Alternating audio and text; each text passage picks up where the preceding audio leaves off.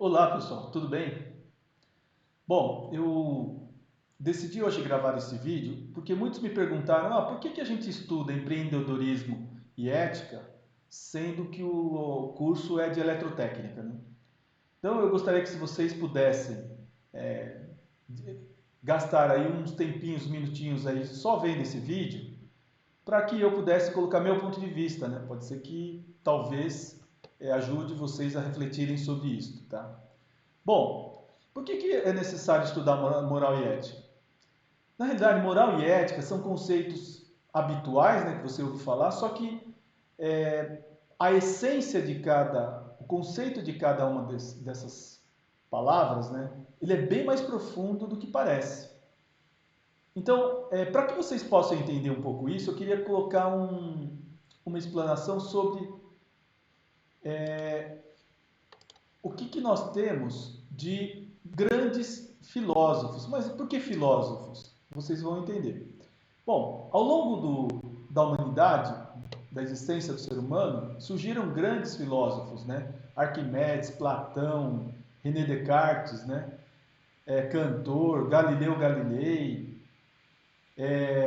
Einstein, Poincaré, Kepler, George Bully, né? E assim por diante. Pô, mas muitos de vocês devem estar pensando, não, mas eles não são grandes filósofos.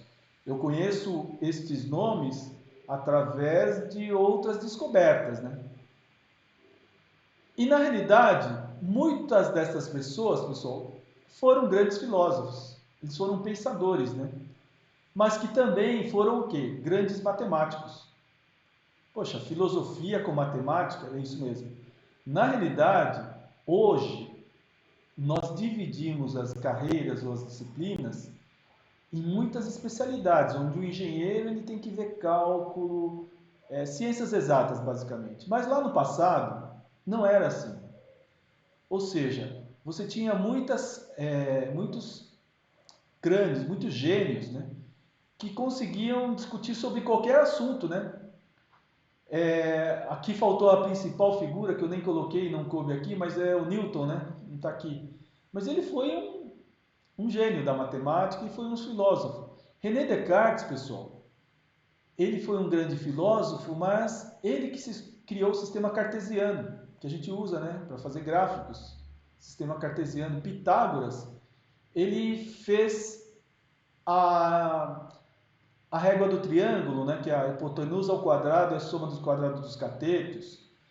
E aí vocês vão ver, né, Leibniz. Pessoal, vocês pensaram, hoje, se eu estou fazendo essa vídeo aqui para enviar para vocês, a gente está usando um computador, né? O computador, na sua essência, ele tem um microprocessador, um processador. Dentro do processador, ele tem vários transistores, né? Um transistor é o menor elemento de silício que a gente consegue montar para poder simular uma lógica de 0 e 1, do binário, né? Só que o 0 e 1, ele surgiu de uma teoria da álgebra de Boole. E Boole, na realidade, foi esse cara aqui, ó, George Boole. O que ele fez? Ele, olha o ano aqui, pessoal, em 1815, 1864, ainda não existia o computador. Na realidade, ele escreveu um livro sobre The Law of the Thought, ou seja, as regras do pensamento humano. Então, ele tentou traduzir em regras todo o pensamento humano em um formato de lógica, que quando inventaram o computador, tentaram aplicar aquela teoria desenvolvendo a álgebra de Boole, né? Que foi através de todas as regras descritas nesse livro. Interessante, né? Outra coisa interessante, por exemplo, quando os ingleses estavam perdendo a guerra dos alemães, a Segunda Guerra Mundial, apesar dos ingleses terem uma frota de navios, de armas e os alemães terem uma logística ferrada, um sistema de comunicação todo criptografado, ferrado, que fazia com que sempre eles levassem a vantagem os alemães. Paralelamente, vocês devem ter visto o filme Enigma. O filme Enigma, na realidade, é a vida de Alan Turing, que é esse cara aqui, ó. O que Alan Turing fez, pessoal? Ele criou a primeira máquina de computação com um programa armazenado, ou seja, mesmo que foi eletromecânico, mas ele conseguiu decifrar todos os códigos, ele decriptou os códigos dos alemães e conseguiu, através da máquina de Turing, né, vencer a guerra. Então, o que eu quis dizer é o seguinte, na realidade a filosofia e a matemática, na realidade elas estão intimamente ligadas, né? Ou seja, os grandes pensadores tentaram criar regras que você, através da matemática, conseguiu deixar isso mais claro, né? E também, pessoal, o grande foco dos grandes matemáticos é tentar copiar a natureza. Ou seja, vocês verificarem, muitas equações matemáticas tentam reproduzir as curvas da natureza, por exemplo. Tá? Bom, então daí eu faço um convite aí para quem gosta um pouco mais de filosofia ou queira ver alguma, algum tema que seja interessante. A gente também tem os filósofos da atualidade aqui no Brasil, né, que são muito conhecidos na mídia, né? Leandro Carnal, o Pondé, Luiz Felipe Pondé e o Mário Sérgio Cortella. Então, quem quiser, procure alguns vídeos que vocês vão encontrar vídeos interessantes, né? Para você refletir também sobre temas de filosofia. Por que eu estou falando isso? Porque a filosofia, na realidade, o conceito de moral e ética está muito ligado à filosofia, tá? Então, eu tentei fazer um resumo para que vocês pudessem entender o que é moral e o que é ética. Ou seja, quais são os principais conceitos ligados à moral e os principais conceitos ligados à ética. Para que quando vocês tentem fazer lá o EAD, vocês tenham isso muito claro na hora de, por exemplo, responder as questões propostas, né? Então, moral, pessoal, é algo que você, quando for analisar, vocês vão ver que ela é temporal, ou seja, ela depende, ao longo do tempo, a moral ela muda, né? Ah, mas como isso? Bom, a gente pode citar vários exemplos, pessoal. Até na igreja, né? A moral, no conceito da filosofia, ela está muito ligada a costumes religiosos, né? Então, a moral tem muito a ver com aspectos culturais de uma determinada população, né? Então, por exemplo, você açoitar uma pessoa, uma mulher que é adúltera, isso é moral ou isso é imoral? Então, na religião islâmica, isso é moral, né? Só que, recentemente, eu ouvi que alguns crimes, porque todo crime na religião islâmica, você é submetido a açoitamento. E isso está mudando, né, agora com o tempo. Recentemente eu vi que algumas leis islâmicas estão deixando de realizar esse açoitamento, ou seja, está mudando com o tempo. Esse mesmo exemplo, eu posso dar o mesmo exemplo dizendo que a moral ela depende do local. Ou seja, o açoitamento de pessoas, se cometer um crime, isso talvez na localidade do Oriente, na religião islâmica, isso é moral. Só que para nós aqui no Ocidente, isso já não é moral, não faz parte dos nossos costumes. Então isso é imoral. Tá?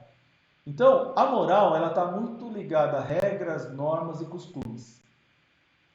Enquanto que a ética, pessoal,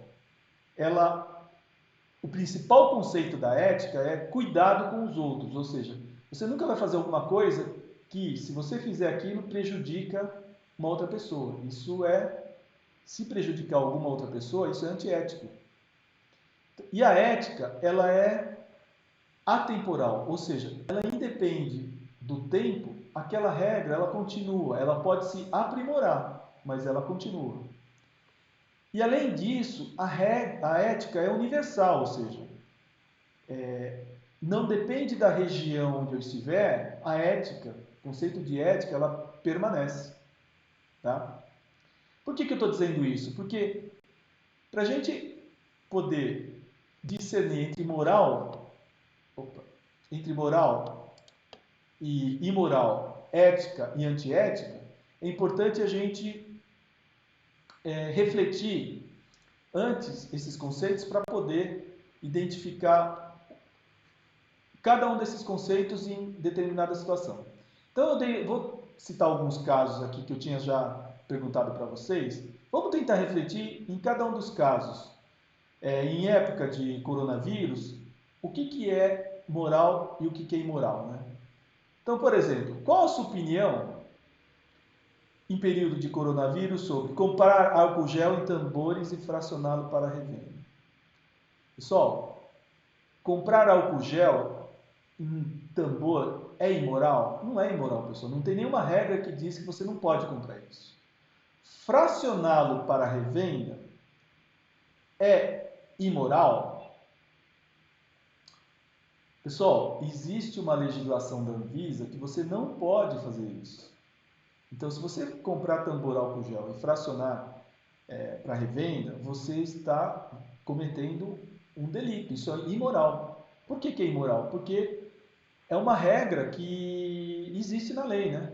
Então, você não pode fazer isso. Porém, se você fizesse mesmo isso de forma correta, com asepsia, com higiene, tudo perfeito, mas não tivesse o selo da autorização da Anvisa, mas fosse para socorrer um hospital, uma casa de repouso, para distribuir isso seria ético, mas é imoral. Né? Por que é ético? Porque você vai estar salvando pessoas. Só que é imoral porque você está indo contra a lei. Outro caso, um juiz liberou um líder do PCC condenado a 76 anos, eu acho, pelo fato de ser hipertenso, e ele foi solto para cumprir pena em prisão domiciliar devido ao coronavírus. Só um juiz libertou um líder do PCC. Ele estava condenado, estava na cadeia. Como ele era hipertenso, soltaram ele. Né? O juiz, ele seguiu o conceito moral ou ético, pessoal? Bom, se ele está preso, existia uma lei que mandava prendê-lo, né? Deixar ele na cadeia. Então é um conceito moral. Só que eticamente, como ele era hipertenso, ele corria risco de vida. Então eu não estaria pensando o cuidado com o próximo. Então é uma atitude antiética deixá-lo na cadeia. Então, na cabeça desse juiz, ele pensou mais de forma ética, né? E soltou.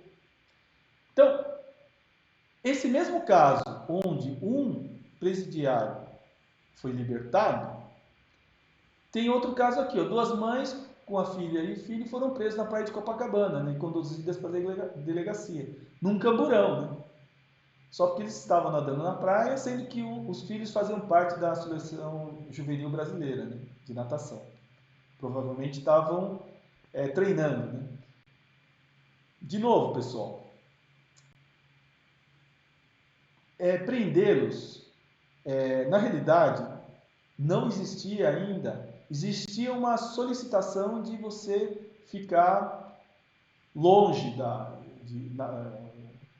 praia e assim por diante, mas eu não sei se existia uma legislação. Se não existisse uma legislação, isso é imoral. Né? Agora, se existisse uma legislação, isso é moral.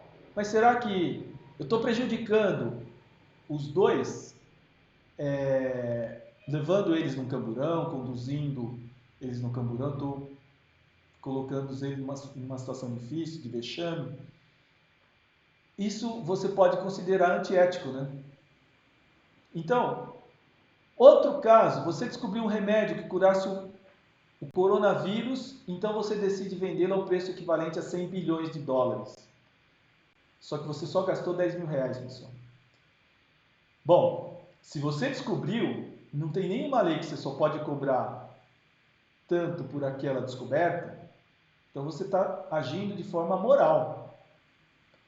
Só que você vai deixar de, se ninguém aceitar esses 100 bilhões, pagar isso para você, você vai deixar de salvar milhares e milhões de vidas, né? Então é uma atitude antiética. Bom, eu espero com esses exemplos, pessoal, ter passado o conceito de moral e ética e tentar ajudá-los a saber por que vocês têm que saber o conceito de moral e ética. Porque às vezes você tem um negócio, abre uma empresa e você tem que saber se você está agindo de forma moral ou imoral. Se você estiver fazendo algo imoral, você pode ser preso ou você pode ser processado.